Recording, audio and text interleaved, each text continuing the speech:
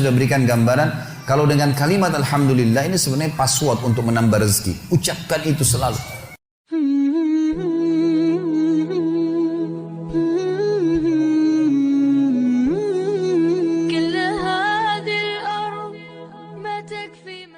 Adalah bersyukur kepada Allah. Bersyukur. Para ulama salaf kita dari sahabat dan tabi'in, tabi'in, orang-orang saleh yang sudah faham wahyu Al-Quran dan Sunnah, maka mereka selalu lisannya kalau lagi tidak ngomong sama orang dua hal, alhamdulillah atau astagfirullah, terus begitu. Sampai mereka itu kalau lagi jalan dari rumahnya ke tokonya di Baghdad dulu, di Irak, di Madinah, di Mekah, di tempat-tempat mereka mau buka usaha, atau mereka dari rumahnya menuju ke masjid mau mengajar, maka selalu lisannya alhamdulillah, alhamdulillah, alhamdulillah, alhamdulillah, alhamdulillah, non-stop. Atau mereka mengatakan astagfirullah wa atubu ilaih, astagfirullah wa atubu ilaih, astagfirullah, terus nggak pernah berhenti, gitu kan. Maka mereka terus bersyukur. Makanya dengan syukur ini kita sudah sentil sedikit gambarannya kemarin. Saya sudah berikan gambaran kalau dengan kalimat alhamdulillah ini sebenarnya password untuk menambah rezeki. Ucapkan itu selalu. Bangun tidur suruh baca alhamdulillah, habis makan alhamdulillah, habis minum alhamdulillah, selalu ditekankan untuk ucapin itu. Maka mestinya kita ucapkan. Sayangnya kita sangat jarang sekali untuk mengucapkan kalimat ini. Bahkan teman-teman sekalian habis sholat wajib saja, yang ada hadis Nabi SAW, siapa yang membaca subhanallah 33, alhamdulillah 33, Allahu Akbar 33. Lalu dia genapkan 100 yang membaca la ilaha illallah wahdahu la syarika lah, lahul mulku wal hamdu wa huwa ala kulli syai'in qadir. Maka akan diampuni dosanya walaupun sebanyak buih di lautan. Tapi pertanyaannya, siapa yang dapat nih? Padahal kalau untuk baca ini saya pernah pakai durasi menit. Teman-teman sekalian, baca dengan sangat tenang pun, itu 7 menit sudah selesai sebenarnya. Baca ayat kursinya, baca al-ikhlas al-falaq an-nasnya dengan baca subhanallah, alhamdulillah, Allah akbar masing-masing 33 kali. Maksimal 7 menit. Tapi pertanyaan siapa yang dapat nih? Karena banyak orang tidak menganggap penting untuk mengucapkan zikir kepada Allah, terutama masalah alhamdulillah. Maka mereka buru-buru sekali. Subhanallah, subhanallah, alhamdulillah, alhamdulillah, alhamdulillah, Allah akbar, Allah akbar, Allah akbar. Apa ini? Bagaimana bisa dapat gitu kan? Bagaimana kalau seandainya Anda sedang kerja di perusahaan ingin minta dinaikkan gajinya? Bagaimana tulisannya itu, permohonannya? Kepada yang terhormat, pimpinan perusahaan, dirut, ya di tempat, saya telah mengabdi selama 10 tahun, disebutkanlah kebaikan-kebaikannya, perusahaan ini juga baik. Saya berharap bisa dinaikin 1 tingkat jabatan saja. Atau dinaikin gaji saya sekian persen. Atas kerjanya kami ucapkan terima kasih, taruh di ruangan dirutnya. Kira-kira berani nggak pegawai ini ketuk-ketuk, mana tadi kemarin tuh yang saya sudah ajukan, gitu kan? Nggak bisa nunggu sebulan belum datang, sabar. Kenapa? Kalau doa rewel gitu. Mestinya sabar kepada Allah Subhanahu Wa Taala. Allah tahu kebutuhan kita kok. Allah tahu kebutuhan hamba-hambanya. Bahkan kita tidak minta pun Allah tahu kebutuhan hambanya, gitu kan? Allah tahu kebutuhan hambanya. Jadi harusnya bersyukur teman-teman sekalian. Kita biasakan bersyukur kepada Allah Subhanahu Wa Taala. Masih ingat tadi pagi saya bilang banyak hal-hal yang bahkan dianggap buruk oleh manusia ternyata sebuah rezeki. Seperti tadi lapar, haus, capek. Mulai sekarang jangan kalau lapar bilang aduh lapar, nggak boleh. Karena kalau tidak lapar nggak enak kita makan. Mestinya alhamdulillah saya lapar. Itu aja mestinya kita syukurin. Hal-hal yang kita anggap buruk juga sebuah nikmat sebenarnya. Karena tanpa lapar tidak enak orang makan. Kalau haus, alhamdulillah saya haus. Karena memang kalau tidak haus nggak enak kita minum. Begitu pula dengan capek, alhamdulillah saya capek. Karena dengan capek enak rasanya tidur itu. Tapi kalau tidak capek kita nggak enak tidurnya, gitu kan? Bahkan kadang-kadang kita gelisah bangun tengah malam karena sudah terlalu banyak tidur. Coba kalau kita capek luar biasa, mestinya lisan kita mengatakan alhamdulillah. Allah menyebutkan dalil tentang pentingnya bersyukur ini di dalam surah Al-Ankabut, surah nomor 29 ayat 17. A'udzu billahi minasyaitonir rajim. Innama ta'buduna min dunillahi awthanan wa takhluquna ifka. Sesungguhnya kata Allah, semua yang kalian sembah selain Allah adalah berhala-berhala. Patunglah, pohonlah, apalah, semuanya itu berhala kata Allah. Dan kalian membuatnya dengan ifka, kedustaan. Orang yang nyembah berhala, dia sendiri yang pahat matanya, dia sendiri yang buat hidungnya, dia sendiri yang buat kepalanya, topinya, apalah. Kemudian dia anggap, oh ini Tuhan. Gimana cara? Kata Allah ini ifka, ini kedustaan, kalian dustain diri kalian sendiri kata Allah. Semua yang kalian sembah selain Allah, itu berhala-berhala yang kalian karang-karang, kalian dustain diri kalian sendiri. Dan subhanallah kebanyakan orang, ujung-ujungnya ini karena masalah duit saja. Banyak kita ambil ruang lingkup orang Islam saja misalnya. Ada seorang dikenal namanya Badawi di Mesir. Nanti kita tarik ke Indonesia ini contohnya. Badawi ini di Mesir sebenarnya dulunya bukan seorang alim ulama, orang biasa, tapi dikenal di masyarakat.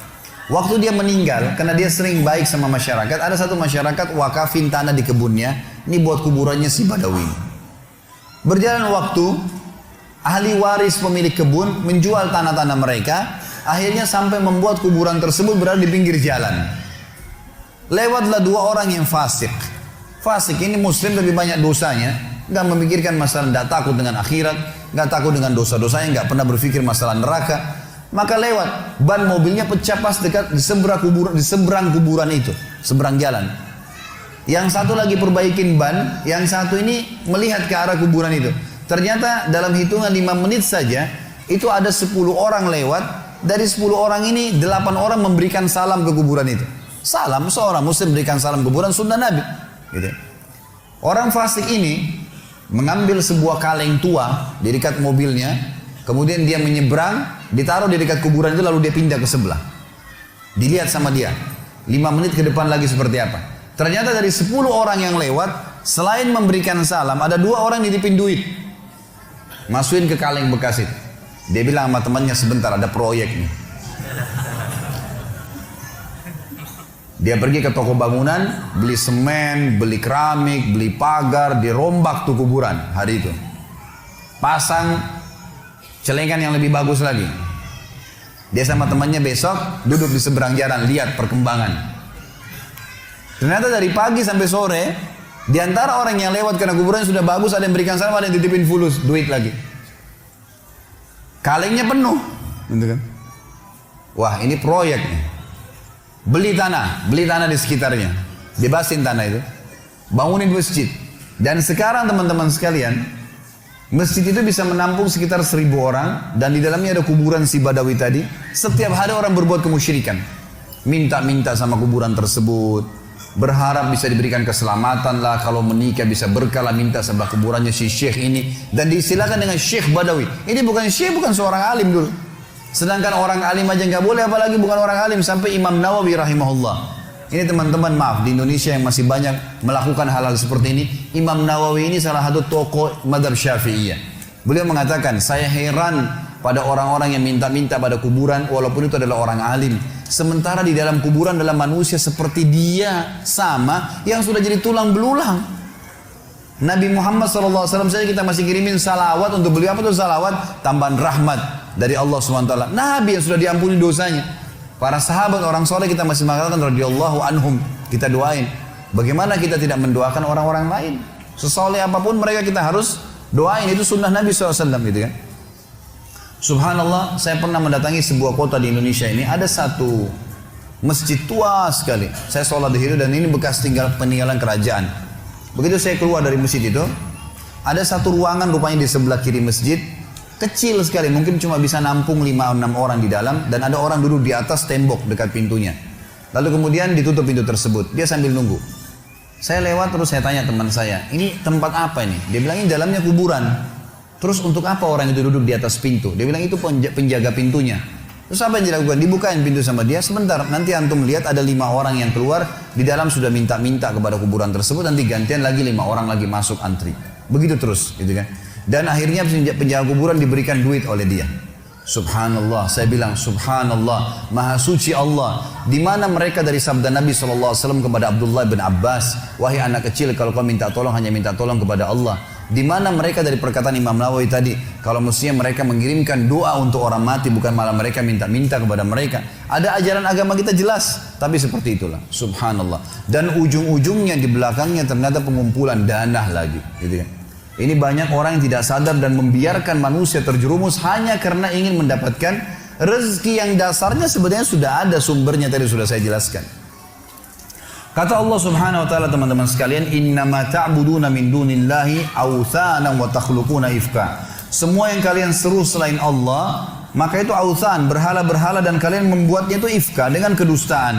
Innal ladzina ta'buduna min dunillah, semua yang kalian sembah selain Allah, kalian seru minta tolong apapun sama mereka, la yamlikuna lakum rizqa, mereka tidak miliki rezeki untuk kalian. Fabtagu indallahi rizq, hanya mintalah kepada Allah satu-satunya rezeki itu. Wa'buduhu, dan patuhlah padanya. Yang dia perintahkan kerjakan, yang dia larang tinggalkan, yang halal nikmatin, yang haram tinggalkan. Washkuru lahu, ini saksi bahasan kita. Dan syukuri, alhamdulillah, alhamdulillah. Ilaihi turja'un, kalian akan dikembalikan kepadanya nanti. Dalil yang kedua masalah syukur. Ini pilar pertama untuk menambah rezeki itu teman-teman sekalian, bersyukur. Surah Saba, surah nomor 34 ayat 15. Allah Subhanahu wa taala berfirman, a'udzubillahi minasyaitonir rajim, laqad kana lisaba'in fi maskanihim ayah. Saba ini teman-teman sekalian, surah Saba, surah nomor 34, nama lainnya negeri Yaman. Zaman dulu, di zaman Ibrahim alaihissalam, Saba itu namanya negeri Yaman, gitu kan. Dulu subur sekali negeri Yaman itu.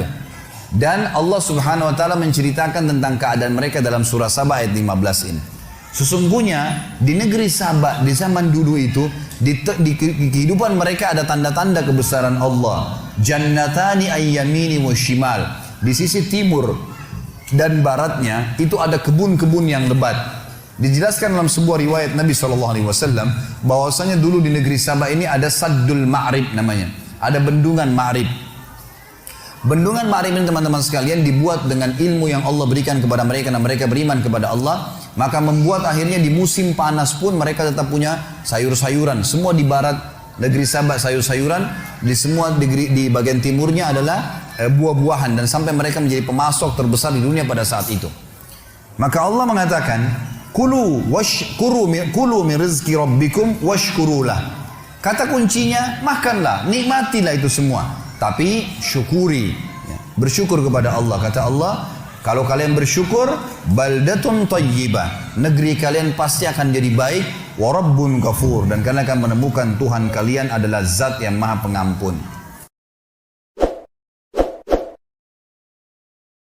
Sudah berikan gambaran, kalau dengan kalimat alhamdulillah ini sebenarnya password untuk menambah rezeki. Ucapkan itu selalu.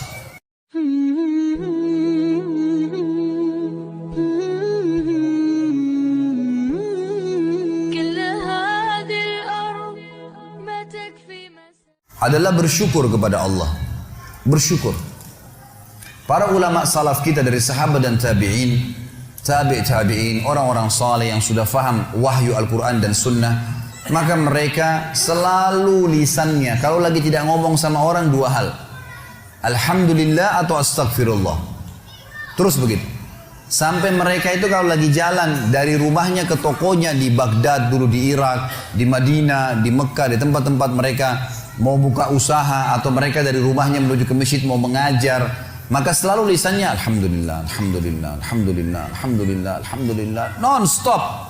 Atau mereka mengatakan astagfirullah wa atubu ilaih, astagfirullah wa atubu ilaih, terus nggak pernah berhenti, gitu kan. Maka mereka terus bersyukur. Makanya dengan syukur ini kita sudah sentil sedikit gambarannya kemarin. Saya sudah berikan gambaran kalau dengan kalimat alhamdulillah ini sebenarnya password untuk menambah rezeki. Ucapkan itu selalu. Bangun tidur suruh baca alhamdulillah, habis makan alhamdulillah, habis minum alhamdulillah, selalu ditekankan untuk ucapin itu. Maka mestinya kita ucapkan. Sayangnya kita sangat jarang sekali untuk mengucapkan kalimat ini. Bahkan teman-teman sekalian, habis sholat wajib saja, yang ada hadis Nabi SAW, siapa yang membaca subhanallah 33, alhamdulillah 33, Allahu Akbar 33, lalu dia genapkan 100 yang membaca la ilaha illallah wahdahu la syarika lah, lahul mulku wal hamdu wa huwa ala kulli syai'in qadir, maka akan diampuni dosanya walaupun sebanyak buih di lautan. Tapi pertanyaannya, siapa yang dapat nih? Padahal kalau untuk baca ini saya pernah pakai durasi menit, teman-teman sekalian. Baca dengan sangat tenang pun, itu 7 menit sudah selesai sebenarnya. Baca ayat kursinya, baca al-ikhlas al-falaq an-nasnya, dengan baca subhanallah, alhamdulillah, Allah akbar masing-masing 33 kali. Maksimal 7 menit. Tapi pertanyaan, siapa yang dapat nih? Karena banyak orang tidak menganggap penting untuk mengucapkan zikir kepada Allah, terutama masalah alhamdulillah. Maka mereka buru-buru sekali. Subhanallah, subhanallah, alhamdulillah, alhamdulillah, alhamdulillah, Allah akbar, Allah akbar, Allah akbar. Apa ini? Bagaimana bisa dapat gitu kan? Bagaimana kalau seandainya Anda sedang kerja di perusahaan ingin minta dinaikkan gajinya? Bagaimana tulisannya itu, permohonannya? Kepada yang terhormat, pimpinan perusahaan, dirut, ya di tempat, saya telah mengabdi selama 10 tahun, disebutkanlah kebaikan-kebaikannya, perusahaan ini juga baik. Saya berharap bisa dinaikin 1 tingkat jabatan saja. Atau dinaikin gaji saya sekian persen. Atas kerjanya kami ucapkan terima kasih, taruh di ruangan dirutnya. Kira-kira berani nggak pegawai ini ketuk-ketuk, mana tadi kemarin tuh yang saya sudah ajukan, gitu kan? Nggak bisa nunggu sebulan belum datang, sabar. Kenapa? Kalau doa rewel gitu. Mesti sabar kepada Allah Subhanahu Wa Taala. Allah tahu kebutuhan kita kok. Allah tahu kebutuhan hamba-hambanya. Bahkan kita tidak minta pun Allah tahu kebutuhan hambanya, gitu kan? Allah tahu kebutuhan hambanya. Jadi harusnya bersyukur teman-teman sekalian. Kita biasakan bersyukur kepada Allah Subhanahu Wa Taala.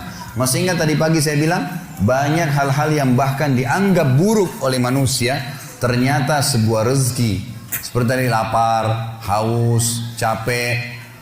Mulai sekarang jangan kalau lapar bilang aduh lapar, nggak boleh. Karena kalau tidak lapar nggak enak kita makan. Mestinya alhamdulillah saya lapar. Itu aja mestinya kita syukurin. Hal-hal yang kita anggap buruk juga sebuah nikmat sebenarnya. Karena tanpa lapar tidak enak orang makan. Kalau haus, alhamdulillah saya haus. Karena memang kalau tidak haus nggak enak kita minum. Begitu pula dengan capek, alhamdulillah saya capek. Karena dengan capek enak rasanya tidur itu. Tapi kalau tidak capek kita nggak enak tidurnya, gitu kan? Bahkan kadang-kadang kita gelisah bangun tengah malam karena sudah terlalu banyak tidur. Coba kalau kita capek luar biasa, mesti lisan kita mengatakan alhamdulillah. Allah menyebutkan dalil tentang pentingnya bersyukur ini di dalam surah Al-Ankabut, surah nomor 29 ayat 17. A'udzu billahi minasyaitonir rajim. Innama ta'buduna min dunillahi awthanan wa takhluquna ifka. Sesungguhnya kata Allah, semua yang kalian sembah selain Allah adalah berhala-berhala. Patunglah, pohonlah, apalah, semuanya itu berhala kata Allah. Dan kalian membuatnya dengan ifka, kedustaan. Orang nyembah berhala, dia sendiri yang pahat matanya, dia sendiri yang buat hidungnya, dia sendiri yang buat kepalanya, topinya, apalah. Kemudian dia anggap, oh ini Tuhan. Gimana cara? Kata Allah ini ifka, ini kedustaan. Kalian dustain diri kalian sendiri kata Allah. Semua yang kalian sembah selain Allah, itu berhala-berhala yang kalian karang-karang, kalian dustain diri kalian sendiri. Dan subhanallah kebanyakan orang, ujung-ujungnya ini karena masalah duit saja. Banyak kita ambil ruang lingkup orang Islam saja misalnya. Ada seorang dikenal namanya Badawi di Mesir. Nanti kita tarik ke Indonesia ini contohnya. Badawi ini di Mesir sebenarnya dulunya bukan seorang alim ulama, orang biasa, tapi dikenal di masyarakat. Waktu dia meninggal, karena dia sering baik sama masyarakat, ada satu masyarakat wakafin tanah di kebunnya, ini buat kuburannya si Badawi. Berjalan waktu, ahli waris pemilik kebun menjual tanah-tanah mereka, akhirnya sampai membuat kuburan tersebut berada di pinggir jalan. Lewatlah 2 orang yang fasik. Fasik ini muslim lebih banyak dosanya, nggak memikirkan masalah, nggak takut dengan akhirat, nggak takut dengan dosa-dosanya, nggak pernah berpikir masalah neraka. Maka lewat, ban mobilnya pecah pas dekat di seberang kuburan itu, seberang jalan. Yang satu lagi perbaikin ban, yang satu ini melihat ke arah kuburan itu. Ternyata dalam hitungan 5 menit saja, itu ada 10 orang lewat. Dari 10 orang ini 8 orang memberikan salam ke kuburan itu. Salam, seorang muslim berikan salam kuburan sunnah Nabi, gitu.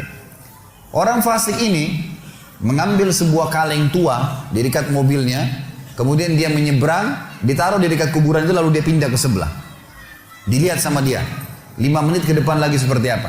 Ternyata dari 10 orang yang lewat, selain memberikan salam, ada 2 orang nitipin duit, masukin ke kaleng bekas itu. Dia bilang sama temannya, sebentar ada proyek nih.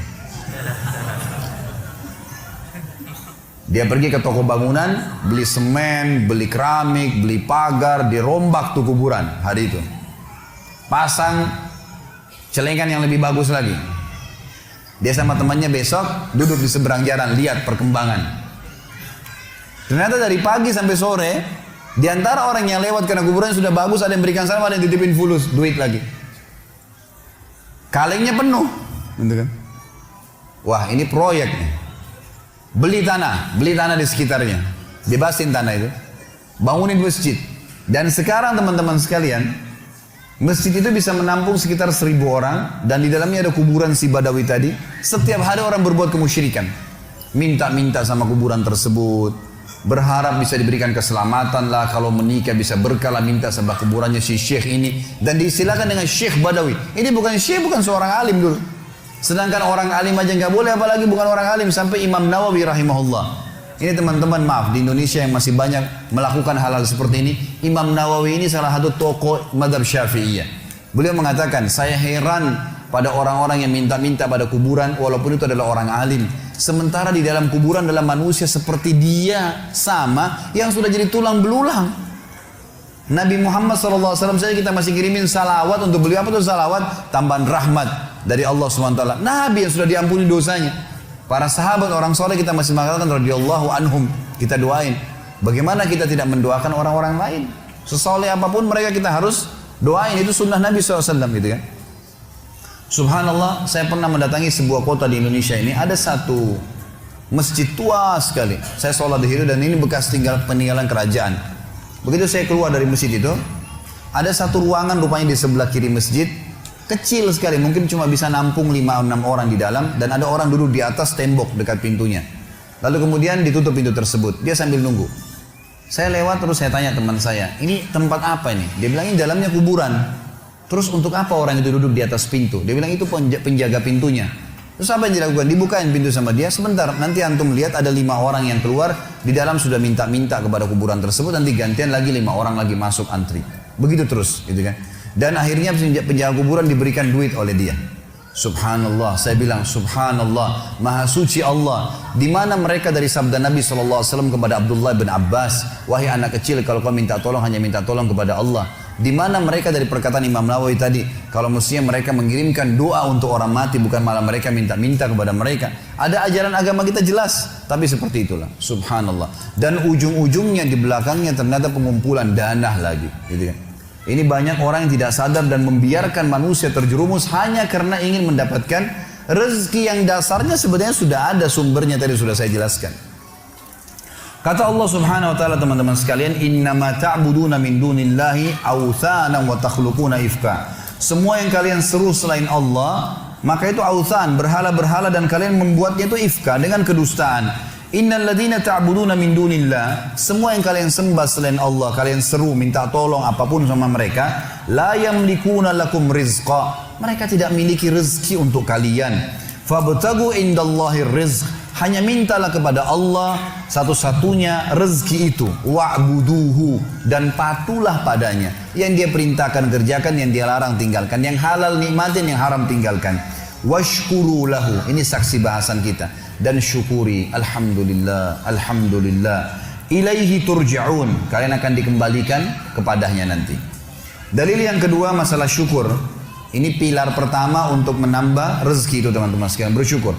Surah Saba, surah nomor 34 ayat 15. Allah Subhanahu wa taala berfirman, a'udzubillahi minasyaitonir rajim, laqad kana li sab'in fi maskanihim ayah. Saba ini, teman-teman sekalian, surah Saba, surah nomor 34, nama lainnya negeri Yaman. Zaman dulu, di zaman Ibrahim alaihissalam, Saba itu namanya negeri Yaman, gitu kan. Dulu subur sekali negeri Yaman itu. Dan Allah Subhanahu wa taala menceritakan tentang keadaan mereka dalam surah Saba ayat 15 ini.